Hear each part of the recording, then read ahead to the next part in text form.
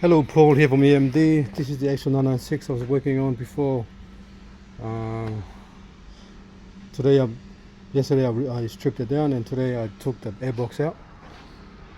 It's pretty time-consuming job, and you have to label everything very nicely because everything has to go back in place. So this is the actual evaporator box, which is here. Leaking pretty bad. You can see it right there at the floor there. So this is the evaporator. I'm going to open this box up, clean it, and put the new evaporator in. And just want to show you the flap, heater flap. So it's already gone. So I'm going to ask this customer if he can give me a new airbox. I'm not sure, because right now there's no point putting it back together. It's all not gonna work properly. As you can see here, it's already, that part there is already, see that? It's already cracked. So all the foam that you see coming out is basically from these ones here. Porsche 996, 986. If you turn the AC on and all the foam comes through the actual AC vents, it's basically this one here.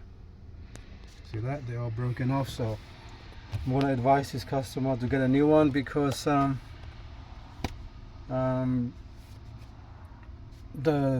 flap's not going to work. So if you shut it off, it's still going to be open because of that.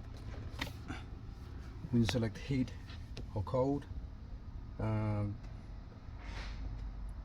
think cold is alright, because you don't really care if it's AC is on, as long as it's cold. But it's actually the heat that you want during winter you worry about. So the heater and the heater flap, or the actual main diverter flap, air flap, they're all pretty much gone like that. So what I do, when I do a job like this, I don't take any of this off. I leave everything on and then take it in pieces out, because that way if you don't touch that, then everything's still in place, wiring harness still in place, and majority of the stuff is not going to create rattles when you put everything back together.